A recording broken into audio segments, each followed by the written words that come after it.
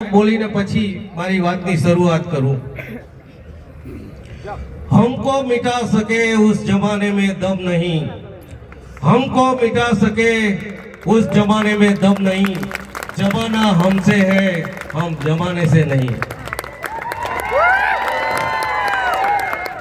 मित्रों, હું એ વાતની પણ શરૂઆત કરું છું। આ ગામની અંદર મારા મિત્ર અને અત્યારે એવા ભાનુપ્રસાદ સાહેબ 2021-22 માં એકલા ટોપી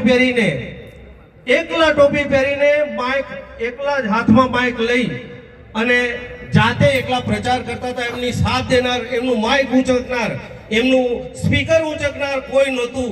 એ જ ગામની અંદર આજે એટલી બધી લોકમેદની દેખાઈ રહી છે કે મારું હૈયું ભરાઈ આવ્યું। હું તમારીથી પ્રભાવિત થઈ ગયો અને મને વિશ્વાસ છે કે આવનાર તાલુકા પંચાયત અને લોક પંચાયતની જે ચૂંટણીઓ છે એ ચૂંટણીઓમાં તમે ખોબે ખોબા ભરીને વોટ આપવાના છો અને આમ આદમી પાર્ટીની તમે તાલુકા પંચાયત અને જિલ્લા પંચાયત રચવા જઈ રહ્યા છો। અને આ ભ્રષ્ટ ભાજપની સરકારને પેલા દિવાળીની ટાણે આપણે ગુંદરું કાઢીએ છીએ ખાખલો ઢાઢ ઉભો કરીને, એટલે એવા ગુજરાત બહાર મૂકી આવજો કે પાછું ફરીને આ ઠીકરું આવવું નહીં જોઈએ। અને મને વિશ્વાસ છે કે એ કામ જે 30 વર્ષથી આ ભાજપની ગુંડાવાળી સરકાર, બુટલેગરોની સરકાર, દારૂડિયાની સરકાર, ચોર અને લફંગાઓની સરકાર, એ સરકાર દરેક ગામમાં એક ગુંડો છોડેલો છે આ સરકારે। અને એવી સરકારના ત્રાસથી માં, બહેનો, ભાઈઓ, દીકરીઓ બધા ત્રાહીમામ પોકારી ગયા છે અને ભ્રષ્ટાચારની તો કોઈ સીમા નથી મૂકી। ગુજરાતમાં 34 જેટલા જિલ્લાઓ છે। આ 34 જિલ્લાઓમાં સૌથી વધારે ભ્રષ્ટાચાર કોઈ જિલ્લામાં થતો હોય તો એ માત્ર ને માત્ર દાહોદ જિલ્લો છે। આપણા નેતાઓએ ઢાંકણીમાં પાણી લઈને ડૂબી મરવું જોઈએ। કારણ કે હું તમને એક ઉદાહરણ બતાવું। 17-18 ની અંદર આ લોકોએ કમ્પાઉન્ડની શરૂઆત કરી અને આ કમ્પાઉન્ડની અંદર એમણે સરદાર આવાસ યોજનામાં 22 કરોડ 28 લાખ અને 67,000 નું બોગસ કૌભાંડ કરેલું છે અને આજ સુધીનો હિસાબ નથી મળતો। અમે હિસાબની ખોદવાની શરૂઆત કરી દીધી છે, કાગળિયા અમારી પાસે પડ્યા છે અને અમે એ હિસાબ પણ જૂટવીને લઈશું।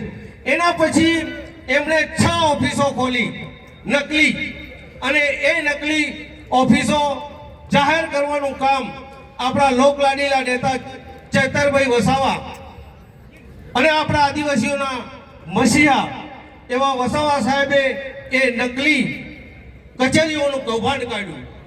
એના પછી એમનો બીજું એક કૌભાંડ, નકલી એનેનું કૌભાંડ, એ પણ આપણા ચેતરભાઈ વસાવા સાહેબે ખોદી કાઢ્યું। એના પછી મનરેગા કૌભાંડ, જેમાં બારિયા ખાતે આપણા મિનિસ્ટર એવા બચુભાઈ ખાબડ અને એમના પુત્રો એમાં સંડોવાયા। લગભગ 71 કરોડનું કૌભાંડ, એને પણ છોડી દો। એના સિવાય પણ એમનું કૌભાંડ 500 કરોડથી ઉપર કૌભાંડ બચુભાઈ ખાબડના નામે બોલે છે અને એના આ કૌભાંડ કાઢવા બદલ આપણા લોકલાડીલા નેતા ચેતરભાઈ વસાવા સાહેબને ઘણું બધું સહન કરવાનો વારો આવ્યો છે। એ કૌભાંડ કાઢ્યું, એના બદલો લેવા માટે સરકારે એમના પર સામાન્ય એવી પ્રોબ્લેમના કારણે એમના ઉપર મોટો આરોપ મૂક્યો અને એમને 2.5 મહિના સુધી જેલમાં ગોંધી રાખ્યા। મિત્રો, આ વસાવા સાહેબ તમારા ને મારા હીરો એટલા માટે છે કે આપણા ગરીબ, આદિવાસી અને અભણ એવા લોકો માટે, એટલે કે જળ જમીન અને જંગલ માટે લડી રહ્યા છે। તમારા ને અમારા હક માટે લડી રહ્યા છે, તમારા ને મારા બાળકો માટે લડી રહ્યા છે અને છતાં પણ આપણા પેટનું પાણી નથી હાલતું। એ માણસ છેક દાતાથી માંડીને ગામ સુધીનો એરિયાના તમામ આદિવાસીઓ માટે અને બાકીની પ્રજા માટે પણ લડી રહ્યા છે. અને એટલે આપણી પવિત્ર ફરજ અત્યારે એટલી છે કે આવનાર સમયની અંદર આવનારી તમામે તમામ ચૂંટણીઓમાં તમારે આમ આદમી પાર્ટીને જંગી મતથી જીતાડવાના છે અને ચેતરભાઈ વસાવાને આપણે ગૃહમંત્રી અથવા તો મુખ્યમંત્રીની ગાદી સુધી પહોંચાડવાના છે. અને આ જવાબદારી તમારી અને મારી છે. કોઈ એકલા વ્યક્તિથી આ કામ થવાનું નથી. આપણો એક હીરો માંડ મળ્યો છે. આપણા ગુજરાતની અંદર 27 ધારાસભ્ય આદિવાસી છે. કેટલા? 27 ધારાસભ્ય આદિવાસી છે આખા ગુજરાતમાં. પણ સિંહ તો એક હોય અને એ સિંહ કોણ છે? ચેતરભાઈ.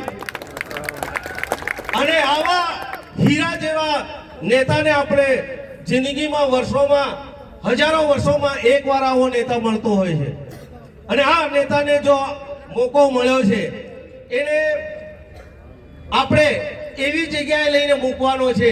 તમે દાહોદ લોકસભાની 6 વિધાનસભા છે, 6 વિધાનસભાને જંગી બહુમતીથી જીતાડશો તો હું કહું છું કે 100% ચેતરભાઈ ઉપમુખ્યમંત્રી અથવા ગૃહમંત્રી સુધી પહોંચશે.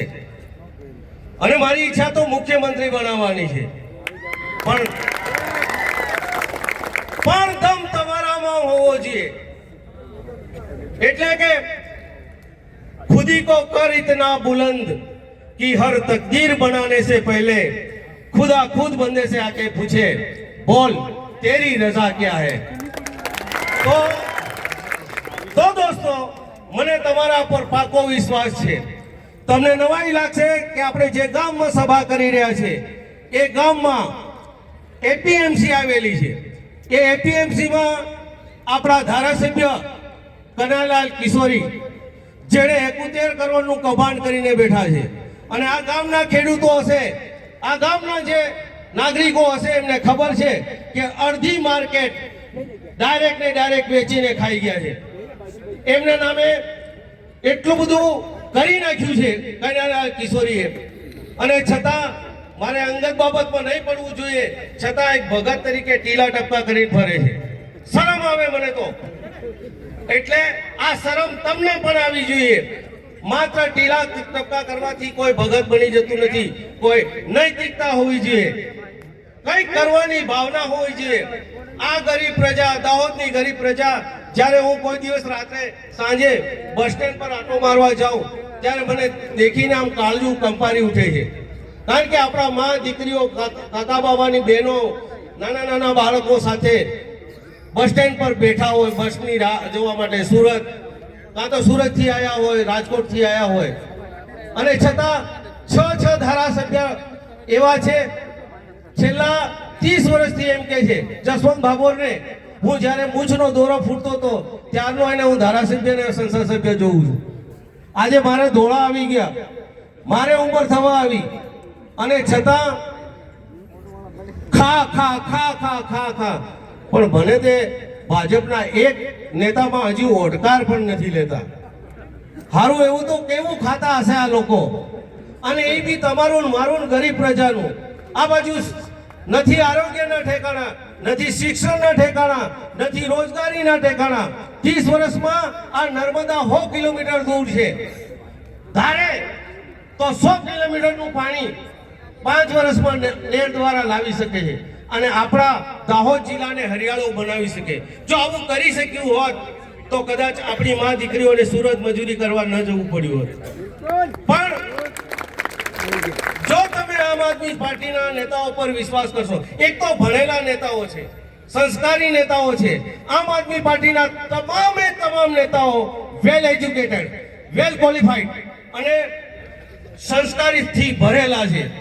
અને તમે પેલા લુખા, દારૂડિયા, દારૂના બુટલેગરના ધંધા કરે એને ધારાસભ્ય બનાવી દો છો. મારે એનો વિરોધ નથી, તમારી ભૂલ નથી. પણ એક દિવસ ચૂંટણીના આગલા રાત્રે આવે અને તમને એમ કે તમને 500 કે 1000 રૂપિયા આપીએ, પીવાનું આપી દઈએ. મિત્રો, એના માટે આપણે આખી પેઢીઓ બરબાદ કરી રહ્યા છે. લઈ લેજો, છાતી ઠોકીને લેજો. અમે દરેક સભામાં કહીએ છીએ કે 500 આપે તો 1000 લેવાના અને 1000 આપે તો 2000 લેવાના, છાતી ઠોકીને લેવાના. પણ વોટ તો કોને આપવાનો? ઝાડુને જ. અને ઝાડુને જો તમે લાવશો તો તમારા છોકરાઓનું ભવિષ્ય સુધરી જશે. રોજગારી માટે ફાંફા નહીં મારવા પડે. અને મારું તો એક જ સપનું છે મારી જિંદગીમાં, જો આમ આદમી પાર્ટીની સરકાર આવે તો કોશિશ મારી એ રહેશે કે પહેલા અમને પાણી આપી દો, નેર આપી દો, બાકીનું અમે કરી લઈશું. ખેતીવાડી પણ અમે કરી લઈશું અને રોજગારી પણ અમે ઊભી કરી લઈશું.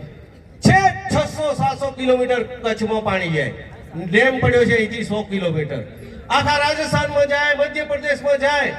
અને દાહોદને માત્ર એટલા માટે ટાળી નાખવામાં આવે છે, આપણા નેતાઓ મહામૂર્ખ નેતાઓ છે, કશું એજ્યુકેશન વગરના નેતાઓ છે, મંદ બુદ્ધિના નેતાઓ છે. એટલા માટે ટાળી દે છે કે આપણે જો ભણી જઈએ, આપણે સુખી થઈ જઈએ તો એમના મકાનો ને બંગલા ને એમના રોડ ને રસ્તાઓ કોણ બનાવે? એવું પાપ લાગશે આ નેતાઓને, એવું પાપ લાગશે કે એમની આવનાર 27 પેઢી સુધી બરબાદ થઈ જશે જો આ અભણ અને ગરીબ પ્રજાના હાય લે તો.